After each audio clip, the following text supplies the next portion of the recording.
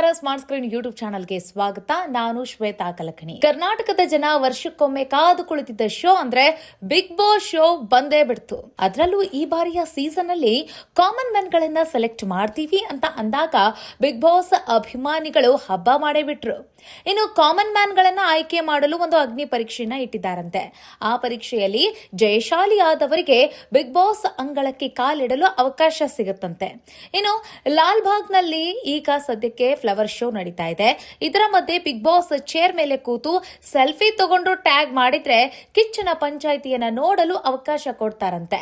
ಹಾಗಿದ್ರೆ ಸೀಸನ್ 13ರ ಮೊದಲ ಪ್ರೋಮೋ ಜಲಕ್ ಹೇಗಿತ್ತು? ಈ ಬಾರಿಯ ಬಿಗ್ ಬಾಸ್ ಎಷ್ಟರ ಮಟ್ಟಿಗೆ ಜಗಮಗಿಸ್ತಾ ಇದೆ? ಇವಾಗ ನೋಡಿ, ಈ ಬಾರಿಯ ಸೀಸನ್ ಅಲ್ಲಿ ಕಾಮನ್ ಮ್ಯಾನ್ ಗಳನ್ನ ಸೆಲೆಕ್ಟ್ ಮಾಡ್ತಾ ಇದಾರಂತಂದ್ರೆ ಇದರ ಹಿಂದೆ ಒಂದು ಉದ್ದೇಶ ಇರುತ್ತೆ. ಅದರ ಜೊತೆಗೆ ಈಗ ನೋಡಿ, ಲಾಲ್ ಬಾಗ್ ನಲ್ಲಿ ಫ್ಲವರ್ ಶೋ ನಡೀತಾ ಇದೆ. ಅದರ ಮಧ್ಯೆ ಬಿಗ್ ಬಾಸ್ ಚೇರ್ ಅನ್ನ ಇಟ್ಟು ಸೆಲ್ಫಿ ತಗೊಂಡು ಟ್ಯಾಗ್ ಮಾಡಿದ್ರೆ ನಿಮಗೆ ಅವಕಾಶ ಕೊಡ್ತೀವಿ ಪಂಚಾಯಿತಿ ನೋಡ್ಲಿಕ್ಕೆ ಅಂತ ಹೇಳ್ತಿದ್ದಾರೆ. ಇದರ ಹಿಂದೆ ಏನಿದೆ ಉದ್ದೇಶ? ಏನೇ ಕೆಲಸ ಮಾಡಿದ್ರು ಅದರ ಹಿಂದೆ ಒಂದು ಉದ್ದೇಶ ಇರುತ್ತಲ್ಲ. ಬನ್ನಿ ಹಾಗಿದ್ರೆ ಈ ಸೀಸನ್ 13ರ ಗಮ್ಮತ್ ಹೇಗಿದೆ ನೋಡ್ತಾ ಹೋಗೋಣ. ವಿಡಿಯೋನ ಅಂತಿದವರೆಗೂ ನೋಡಿ. ವಿಡಿಯೋ ಇಷ್ಟ ಆಗಿದ್ರೆ ಲೈಕ್, ಶೇರ್, ಕಾಮೆಂಟ್, ಸಬ್ಸ್ಕ್ರೈಬ್ ಮಾಡೋದನ್ನ ಮರಿಬೇಡಿ. ಬಿಗ್ ಬಾಸ್ ಸೀಸನ್ 12 ಮುಗಿತಾ ಇದ್ದಂತೆ ಬಿಗ್ ಬಾಸ್ ಸೀಸನ್ 13 ಯಾವಾಗಪ್ಪ ಅಂತ ಹೇಳಿ ಯೋಚನೆ ಮಾಡ್ತಾ ಇದ್ದಂತ ಅಭಿಮಾನಿಗಳಿಗೆ ಸಿಹಿ ಸುದ್ದಿ ಕೊಟ್ಟೇ ಬಿಟ್ರು ಬಿಗ್ ಬಾಸ್ ನ ತಂಡ. ಅದರಲ್ಲೂ ಡಬಲ್ ಧಮಾಕ ಏನಂತಂದ್ರೆ ಬಿಗ್ ಬಾಸ್ ಈ ಬಾರಿ ಸ್ವಲ್ಪ ಬೇಗನೆ ಶುರುವಾಗ್ತಾ ಇದೆ. ಅದರ ಜೊತೆಗೆ ಹಲವು ವರ್ಷಗಳಿಂದ ಹಲವು ದಿನಗಳಿಂದ ಕೇಳ್ತಾ ಇದ್ದಿದ್ ಒಂದೇ ಒಂದು ಮಾತು, ಎಲ್ಲರ ರಿಕ್ವೆಸ್ಟ್ ಅಂತಂದ್ರೆ ಕಾಮನ್ ಮ್ಯಾನ್ ಗಳನ್ನು ಕೂಡ ಆಯ್ಕೆ ಮಾಡಿ ಬರೇ ಸೆಲೆಬ್ರಿಟಿಗಳನ್ನೇ ನೋಡ್ತೀರಿ, ಸೀರಿಯಲ್ನವರು ಸಿನಿಮಾದವ್ರನ್ನ ಹಾಕೊಂಡು ಶೋ ನಡೆಸ್ತೀರಿ, ಇವ್ರಿಗೆ ಕ್ಯಾಮ್ರಾಗಳ ಬಗ್ಗೆ ಗೊತ್ತಿರುತ್ತೆ, ಅದರ ಅರಿವಿರುತ್ತೆ, ಸುಮ್ಮನೆ ಬಂದು ಇವರು ಬಿಗ್ ಬಾಸ್ ನಲ್ಲಿ ಡ್ರಾಮಾ ಮಾಡ್ತಾರೆ, ಎಲ್ಲಾ ತಿಳ್ಕೊಂಡವ್ರಿಗೆ ನೀವು ಬಿಗ್ ಬಾಸ್ ನಲ್ಲಿ ಅವಕಾಶ ಕೊಟ್ಬಿಟ್ರೆ ಅವ್ರು ಈಸಿಯಾಗಿ ಕಪ್ ಗೆದ್ಕೊಂಡು ಹೋಗ್ತಾರೆ. ಅದರ ಹೊರತಾಗಿ ಇದ್ಯಾವುದರ ಬಗ್ಗೆ ಕೂಡ ಅರಿವಿಲ್ಲದಂತಹ ಕಾಮನ್ ಮ್ಯಾನ್ ಗಳಿಗೆ ಕೊಟ್ಟು ನೋಡಿ, ಆಗ ಆ ಶೋಗೆ ಮತ್ತೊಂದು ಕಳೆ ಬರುತ್ತೆ. ಆಗ ಆ ಸೀಸನ್ ಯಾವ ರೀತಿ ರನ್ ಆಗುತ್ತೆ ನೋಡ್ತಾ ಇರಿ.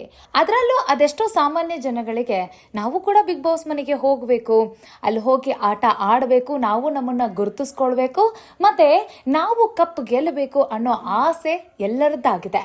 ಸೊ ಈ ಸಂದರ್ಭದಲ್ಲಿ ಈಗ ಬಿಗ್ ಬಾಸ್ ಕೊಟ್ಟಂತ ಈ ಅವಕಾಶವನ್ನ ಸದುಪಯೋಗ ಮಾಡ್ಕೊಳ್ಬೇಕು ಅಂತ ಹೇಳಿ ಹಲವರು ವಿಡಿಯೋ ಹಾಕಿದ್ದೇನು, ಅವ್ರಿಗೆ ಟ್ಯಾಗ್ ಮಾಡಿದ್ದೇನು, ಮೇಲ್ ಮಾಡಿದ್ದೇನು.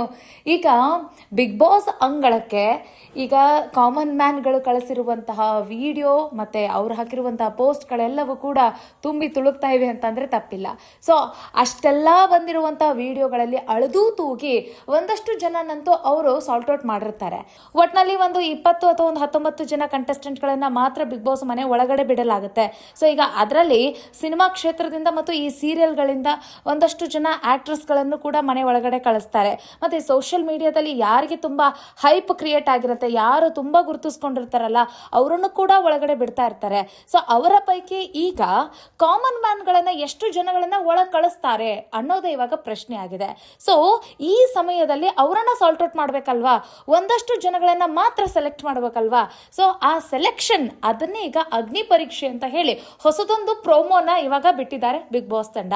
ಸೊ ಈ ಅಗ್ನಿ ಪರೀಕ್ಷೆ ಹೇಗಿರುತ್ತೆ, ಈ ಅಗ್ನಿ ಪರೀಕ್ಷೆಯಲ್ಲಿ ಜಡ್ಜ್ಮೆಂಟ್ ಹೇಗಿರುತ್ತೆ ಅನ್ನೋದೇ ಈಗ ಎಲ್ಲರಿಗೆ ಕಾಡ್ತಾ ಇರುವಂತ ಕುತೂಹಲ.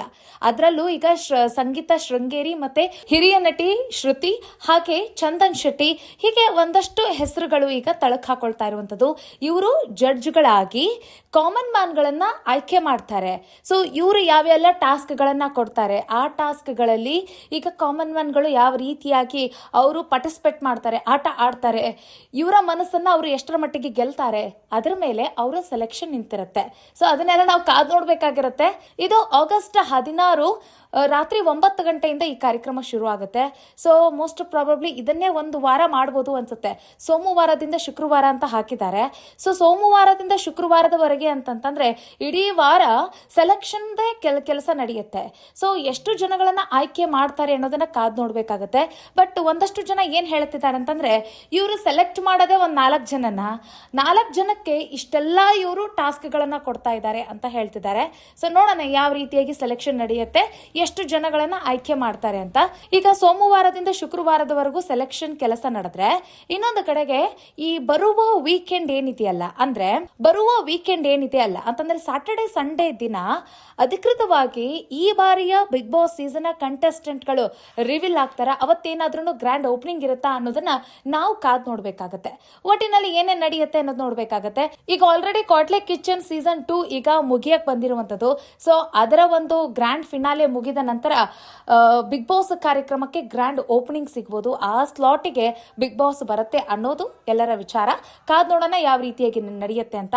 ಒಟ್ಟಿನಲ್ಲಿ ಈ ಬಾರಿಯ ಮೊದಲ ಪ್ರೋಮೋ ಅದ್ರ ಬಗ್ಗೆ ನಾವು ಮಾತನಾಡೋದಾದ್ರೆ, ಈ ಬಾರಿಯ ಸೀಸನ್ ಅಲ್ಲಿ ಕಿಚ್ಚ ಸುದೀಪ್ ಅವರು ಹೇಗೆ ಕಾಣಿಸ್ಕೊಳ್ತಾರೆ ಅನ್ನೋದು ಕೂಡ ಬಹಳ ಇಂಪಾರ್ಟೆಂಟ್. ಯಾಕಂತಂದ್ರೆ ಎಷ್ಟೋ ಜನಗಳಿಗೆ ಪಂಚಾಯಿತಿನೇ ಇಷ್ಟ. ಆಟ ಅನ್ನೋದಕ್ಕಿಂತ ಪಂಚಾಯಿತಿಯಲ್ಲಿ ಸುದೀಪ್ ಅವರು ಯಾವ ರೀತಿ ಕ್ಲಾಸ್ ತೆಗೆದುಕೊಳ್ತಾರೆ, ಯಾವ ರೀತಿ ತಿದ್ದಿ ಬುದ್ಧಿ ಹೇಳ್ತಾರೆ, ಎಷ್ಟು ಮಾನವೀಯ ಗುಣಗಳನ್ನು ಹೇಳ್ಕೊಡ್ತಾರೆ, ಇದೆಲ್ಲವನ್ನು ಕೂಡ ನೋಡಲಿಕ್ಕೆ ಇಷ್ಟ ಅಂತ ಹೇಳ್ತಾರೆ. ಅದರ ಜೊತೆಗೆ ಅವರ ಸ್ಟೈಲ್ ಏನಿದೆಯಲ್ಲ, ಅವರ ಆ ಮ್ಯಾನರಿಸಮ್, ಆ ಐಕಾನಿಕ್ ಸ್ಟೈಲ್, ಅದನ್ನು ಕೂಡ ಕಣ್ ತುಂಬಿಕೊಳ್ಳಿಕ್ಕೆ ಎಷ್ಟೋ ಜನ ಕಾಯ್ತಿರ್ತಾರೆ. ಸೊ ಈ ಬಾರಿ ಕಿಚ್ಚ ಹೇಗೆ ಕಾಣಿಸ್ತಾರೆ ಅನ್ನೋದ್ರ ಬಗ್ಗೆ ಆ ಲುಕ್ಕನ್ನು ಕೂಡ ರಿವೀಲ್ ಮಾಡಿದ್ದಾರೆ. ಸೊ ನೋಡಿದ್ರೆ ನೀವು ಇವತ್ತಿನ ಪ್ರೋಮೋ ಹೇಗಿತ್ತು ಅಂತ ಹೇಳಿ. ಆ ಪ್ರೋಮೋದಲ್ಲಿ ಅವರ ಆ ಸೂಟ್ ಮತ್ತು ಅವರ ಆ ಗ್ಲಾಸ್ ಮತ್ತು ಅವರು ನಡ್ಕೊಂಡು ಬರ್ತಾ ಇರುವಂಥ ಆ ಸ್ಟೈಲ್, ಮತ್ತು ಒಂದು ಸ್ವಲ್ಪ ಈ ಬಾರಿಯ ಪ್ರೋಮೋದಲ್ಲಿ AI ವರ್ಕ್ ಆಗಿದೆ ಅನ್ನೋ ಥರ ಇದೆ. ಅಂತಂದರೆ ಸದ್ಯಕ್ಕೀಗ ಟ್ರೆಂಡಲ್ಲಿ ಇರೋದೇ AI ಅಲ್ವಾ. ಸೊ ಆ ರೀತಿಯಾಗಿನೂ ಕೂಡ ಎಡಿಟಿಂಗ್ ನಡೆದಿದೆ.